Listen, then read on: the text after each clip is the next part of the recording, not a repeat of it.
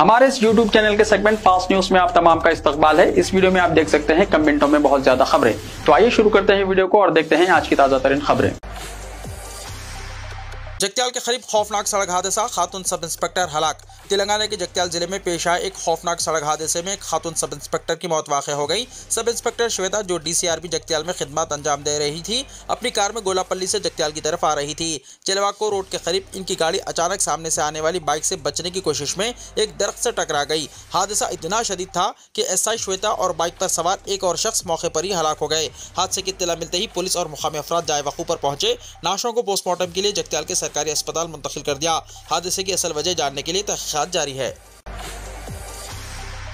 तेलंगाना में मुसलमानों की कुल आबादी 44,57,000। जात पात पर मुबन्नी सर्वे रिपोर्ट असेंबली में मंजूर। तेलंगाना असेंबली में जात पात पर मुबन्नी खानदानी सर्वे रिपोर्ट को मंजूरी दी गई। चीफ मिनिस्टर रेवंत रेड्डी ने मंगल की दोपहर असेंबली में सर्वे रिपोर्ट पेश की। इस मौके पर चीफ मिनिस्टर रेवंत रेड्डी ने सर्वे की तफसीलात पेश करते हुए कहा कि तेलंगाना में मुसलमानों की कुल आबादी 44,57,012 है, जो मजमूई आबादी का 12.56% हिस्सा है, जिसमें BC मुस्लिम की आबादी 10% यानी 35,76,588 है और मुस्लिम OC की आबादी 8,80,424 है, जो आबादी का 2.48% हिस्सा है। चीफ मिनिस्टर ने कहा कि दर्ज फहरिस्त तबकात यानी SC की आबादी 61,84,319 है, जो जुमला आबादी का 17.43% हिस्सा है। पसमानदा तबकात यानी BC की तादाद 1,64,09,179 है, जो रियासत की आबादी का 46.25% है। इसमें मुस्लिम BC अफराद को शामिल नहीं किया गया। दर्ज फहरिस्त कबाइल की आबादी 37,05,929 है, जो आबादी का 10.45% हिस्सा है। आला ज़ात यानी OC की आबादी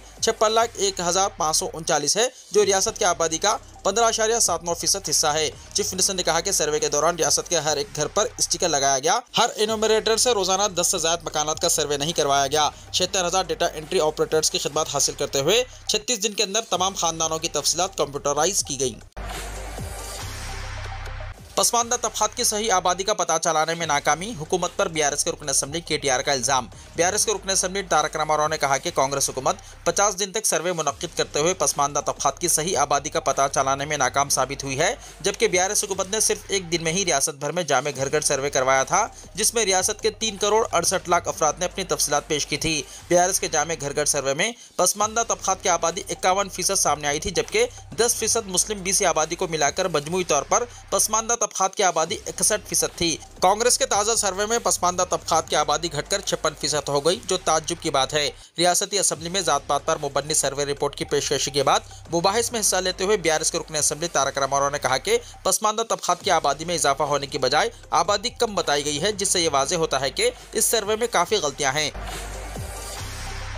जो लोग सर्वे में हिस्सा नहीं लिए, अगर वो दोबारा हिस्सा लेना चाहते हैं तो इन्हें एक और मौका फराहम किया जाएगा। डिप्टी चीफ मिनिस्टर ने कहा, तेलंगाना कानून साज कौंसिल में तालीमी, समाजी, मुआशी, रोजगार, सियासी और जात पात पर मुबन्नी सर्वे 2024 रिपोर्ट के अलावा SC जुमराबंदी की रिपोर्ट्स को डिप्टी चीफ मिनिस्टर भट्टी विक्रमार्का ने पेश किया। BC सर्वे पर एहतजाज करते हुए BRS ने वॉकआउट किया और SC जुमराबंदी पर भी हुकूमत की नीयत साफ न होने का इल्जाम करते हुए एहतजाज किया। एहतजाज के दौरान BC तहफ़्फ़ुज़ात पर पेश करदा करारदाद को मंजूरी दी गई और मरकजी हुकूमत से सारे मुल्क में BC मरदमशुमारी कराने का मुतालबा किया गया। सदर नशीन कौंसिल G सुखिंदर रेड्डी ने ऐवान की कार्रवाई गैर मुअय्यना मुद्दत के लिए मुलतवी कर दी। डिप्टी चीफ मिनिस्टर ने बताया कि BC की मरदमशुमारी सारे मुल्क में पहली मरतबा साइंटिफिक तरीके से रियासत तेलंगाना में की गई। BRS की जानिब से KCR के दौरे हुकूमत में खानदानी सर्वे कराने का दावा करते हुए मुख्तलिफ तबकात का जो तनासुब पेश किया जा रहा है वो सरकारी सर्वे नहीं है, क्योंकि इस जामे खानदानी सर्वे को KCR ने असेंबली में पेश नहीं किया और न ही इसका सरकारी तौर पर ऐलान किया गया। कांग्रेस की जानिब से किया गया सर्वे साइंटिफिक तरीक़ेकार पर मुबन्नी है। पहले प्रोजेक्ट के तौर पर 4 अजला में सर्वे किया गया, इसके बाद इसको रियासत भर में तोसी दी गई। 3,56,000 मकानात का सर्वे में हिस्सा नहीं है। इनमें KCR, हरीश राव, KTR और दूसरे शामिल है। डिप्टी चीफ मिनिस्टर भट्टी विक्रमार्का ने कहा कि सर्वे में जो भी इदाद-ओ-शुमार हासिल हुए हैं, इसकी बुनियाद पर तरक्याती और फलाही स्कीमों से फ़ायदा पहुंचाया जाएगा। जो लोग सर्वे में हिस्सा नहीं लिए, अगर वो दोबारा हिस्सा लेना चाहते हैं तो इन्हें एक और मौका फराहम किया जाएगा। डिप्टी चीफ मिनिस्टर ने कहा कि इस सर्वे पर जुमला 160 करोड़ रुपये के खर्चात आए हैं। सर्वे में हिस्सा लेने वाले अमले के एक रुकन को 10,000 रुपये, सुपरवाइजर को 12,000 रुपये, मंडल नोडल ऑफिसर को 15,000 रुपये दिए गए। अमले को मुआवजे का जो इल्ज़ाम है वो सरासर झूठ है।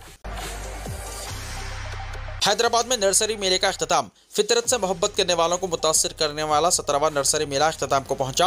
हैदराबाद के पीपुल्स प्लाजा में ये मेला 3 दिन तक जारी रहा, जिसमें मुख्तलिफ अक़साम के पौधों, मुख्तलिफ अक़साम के फूलों, दवाओं और नायाब पौधों की दस्तयाबी को यकीनी बनाया गया था, जिसकी वजह से बड़ी तादाद में अवाम ने इसमें शिरकत की। तकरीबन 150 स्टॉल्स पर लगाए गए पौधे खरीदने के लिए लोग कतार में खड़े देखे गए। घरों की सजावट के छोटे पौधों से लेकर फलों के बड़े पौधों तक सब कुछ यहाँ दस्तयाब था।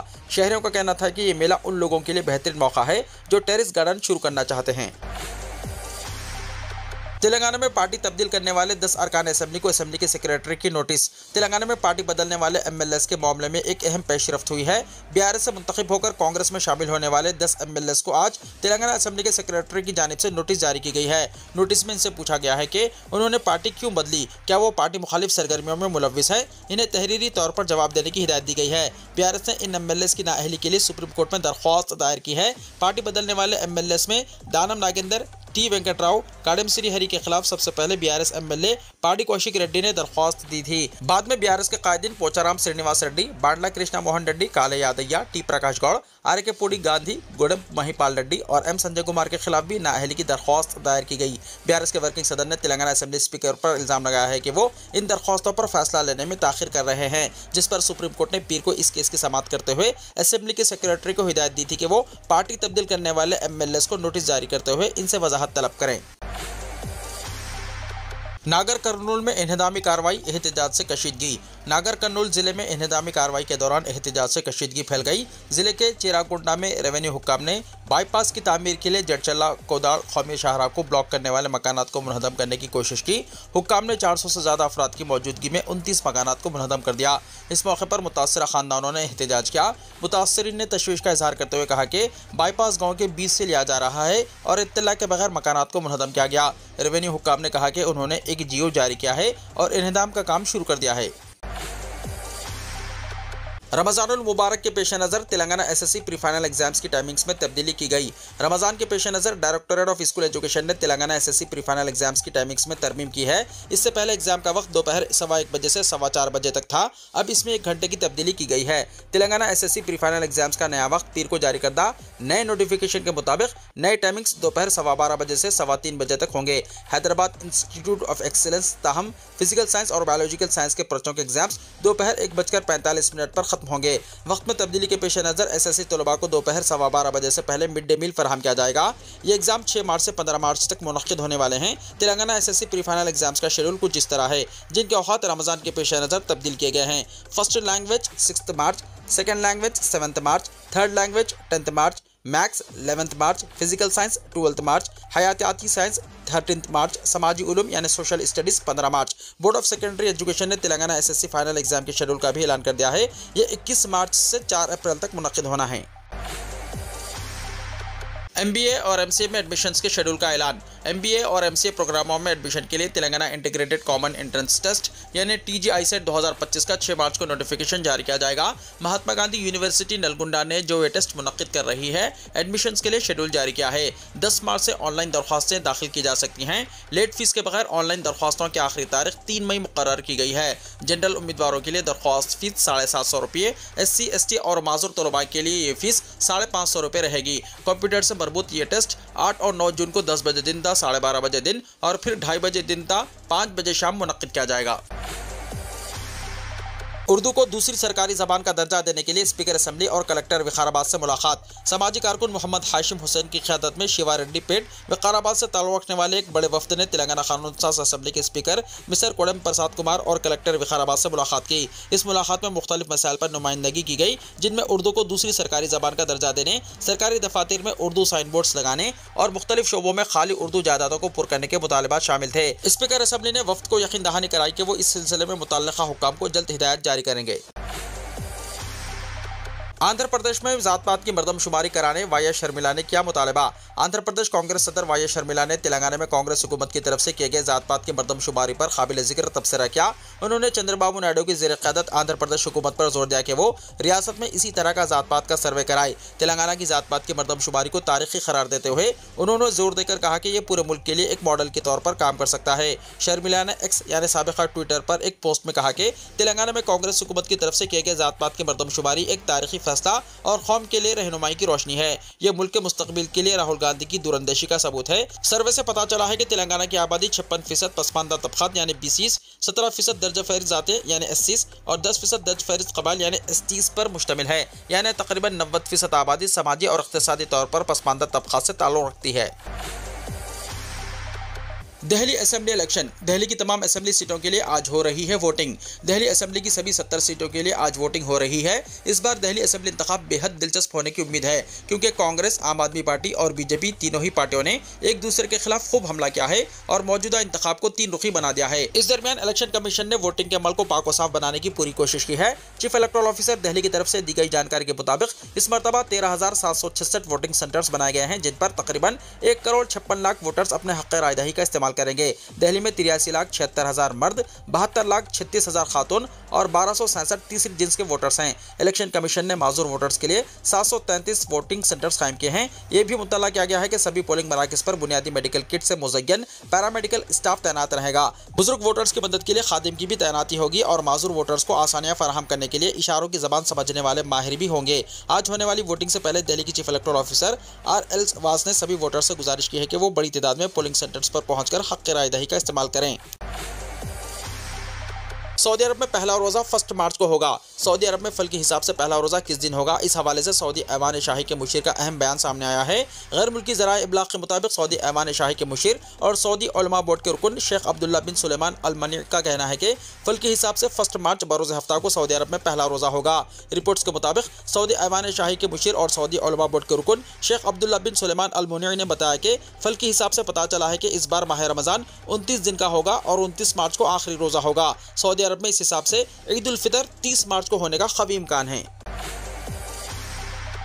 गजा पर अमेरिका करेगा कब्जा, अमेरिका ही होगा गजा का मालिक, इसराइली वज़ीर-ए-आज़म की मौजूदगी में सदर ट्रंप का ऐलान। अमेरिका के सदर डोनाल्ड ट्रंप ने इसराइली वज़ीर-ए-आज़म की मौजूदगी में ये तजवीज़ पेश की है कि गजा में बेघर होने वाले फ़लस्तीनियों को जंगज़दा इलाके से कहीं बाहर मुस्तकिल तौर पर आबाद किया जाना चाहिए। ट्रंप ने यह बात इसराइली वज़ीर-ए-आज़म बेंजामिन नेतन्याहू के साथ व्हाइट हाउस में मुलाकात के आगाज़ पर सहाफ़ियों से बात करते हुए कही। इस मौके पर ट्रंप ने कहा, मुझे नहीं लगता कि लोगों को यानी गजा वापस जाना चाहिए। आप इस वक्त गजा में नहीं रह सकते। मुझे लगता है कि हमें एक और जंग की ज़रूरत है। मेरे ख्याल में ये एक ऐसा मुकाम होना चाहिए जो लोगों को खुश करे। ट्रंप ने कहा कि गजा को दोबारा तामीर करने और इस पर कब्जा करने का अमल इन्हीं लोगों के जरिए नहीं होना चाहिए। उन्होंने कहा कि अमेरिका गजा की पट्टी पर कब्जा कर लेगा, हम इसके मालिक होंगे, हम इलाके के लोगों के लिए मुलाजिमतें देंगे और शहरियों को बसाएंगे। वाज़ेह है कि गजा की 80% से ज़्यादा इमारतें तबाह हो चुकी हैं और 47,000 से ज़्यादा अफराद शहीद हो चुके हैं, जिनमें अक्सरियत ख़वातीन और बच्चों की है। अमेरिकी सदर ने गजा की 2.2 मिलियन आबादी के बारे में कहा कि इनके पास अभी कोई मुतबादिल नहीं है। मेरा मतलब है वो वहाँ मौजूद हैं क्योंकि इनके पास कोई मुतबादिल नहीं है। इनके पास क्या है? ये इस वक्त मलबे का एक बड़ा ढेर है। मुझे नहीं मालूम कि वो कैसे रहना चाहते हैं। ये मिसमार करने की जगह है। याद रहे कि अरब लीग के साथ साथ मिस्र और उर्दून दोनों की हुकूमतों ने हफ्ते के आखिर में अपने बयानात में इस ख्याल को यकसर मुस्तरद कर दिया था। 5 अरब ममालिक और अरब लीग के सेक्रेटरी जनरल ने भी हफ्ते के रोज़ एक मुश्तरका बयान जारी किया था, जिसमें फ़लस्तीनी बाशिंदों को गजा से बेघर करने के किसी भी मंसूबे को नस्ली तत्हीर करार देते हुए मुस्तरद कर दिया था। सऊदी अरब में वर्कर्स के क़वानीन में तब्दीली, ख़वातीन को भी मुराद, शादी और शरीक हयात के इंतकाल पर मिलेगी बाउजरत छुट्टी। सऊदी अरब ने अपने लेबर क़वानीन में बड़े पैमाने पर इस्लाहात किए हैं। गैर मुल्की मीडिया रिपोर्ट्स के मुताबिक इस इक़दाम से लाखों हिंदुस्तानी वर्कर्स को फ़ायदा पहुँचने की तवक्को है। सऊदी अरब की वज़ारत अफरादी क़ुव्वत ने इन तब्दीलियों का ऐलान करते हुए कहा कि इन इस्लाहात का मकसद कारकुनों के हुकूक़ का तहफ़्फ़ुज़ और काम के लिए एक बेहतर माहौल फराहम करना है। इन इस्लाहात के तहत ख़वातीन के लिए मैटरनिटी छुट्टियों की मुद्दत 10 हफ्तों से बढ़ाकर 12 हफ्ते कर दी गई है, जिससे सऊदी अरब में काम करने वाले हामिला ख़वातीन को खास तौर पर फायदा होगा। अगर किसी मुलाजिम की शरीक हयात का इंतकाल हो जाए तो इसे 5 दिन की तनख्वाह के साथ रुख्सत दी जाएगी, जबकि शादी के मौके पर भी कारकुन को 5 दिन की छुट्टी दी जाएगी। नए क़वानीन के मुताबिक अगर कोई मजदूर ईद के दौरान काम करता है तो इसे ओवर टाइम तस्वुर किया जाएगा और इसे इजाफी अदायगी की जाएगी। इसके साथ ही अब कारकुनों को ज़्यादा से ज़्यादा 180 दिनों तक ही आजमाइशी मुद्दत पर रखा जा सकेगा। वीडियो को लाइक शेयर कीजिए और हमारे इस YouTube चैनल को सब्सक्राइब करते हुए इसके बेल आइकॉन को भी प्रेस कर लीजिए ताकि ऐसी ही ताज़ा तरीन खबरें आइंदा भी आपको मिलती रहें।